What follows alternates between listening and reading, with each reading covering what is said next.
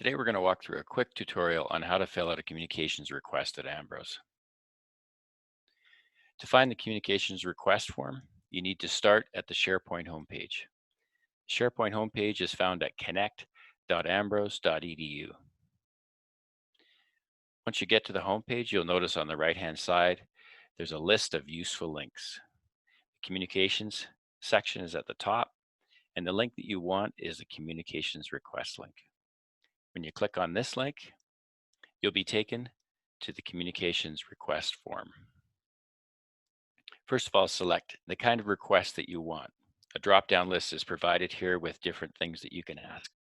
If you're asking for a web change request and it's to an existing page on the Ambrose website, please copy and paste that address into this form below. If it's for a different kind of project, then you don't need to worry about that. If it's a new page that needs to be created or a form, then you don't have to paste in an existing page here. Next, you need to fill out your name and your email. Both of these fields are required, and you can't submit the form if they're not filled out. The status will automatically default to open. You don't have to worry about that.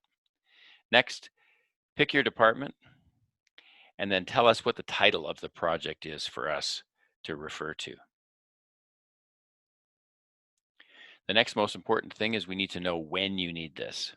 Projects that are required in 5 days or less need to be signed off by the supervisor, your supervisor. So if you select your delivery date here,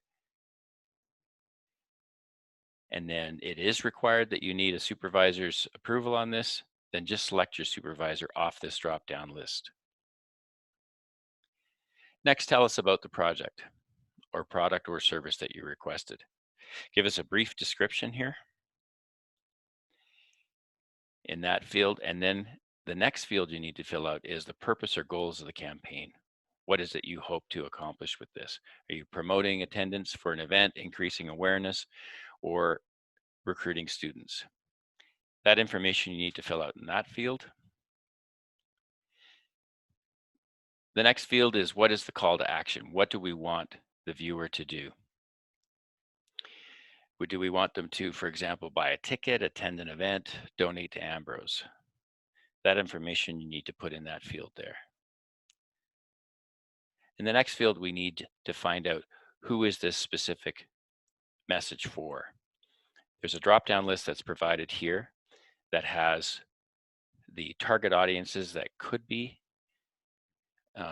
part of your audience list. If you find that this particular audience is not listed in this drop-down, you could select other and then give us that information in this next field. In the additional comments field, you can tell us any more information that you think is pertinent or information that we need to get your project done here. Next, we need to check the verification field here. This just tells us that this is actually a verified project and we can proceed with it. And if you find that there's more information that you can provide us in the way of files or documents, you can attach those files right to your form here. Simply click on Browse Files button or drag and drop your files right onto this form and they'll attach to the file. You can attach as many documents as you need here that you think will be useful for us to get the job done. When you get down to here, if you find that you want a copy of your whole request, you can click on Send Me a Copy of the Responses button here, fill out your email, and you're ready to submit your communications request form.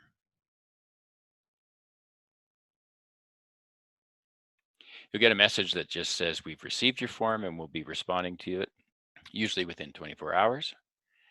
And then you can expect an email from the communications department that just lets you know that we've received the form and the copy of your communications request. And that's how you fill out a communications request form at Ambrose.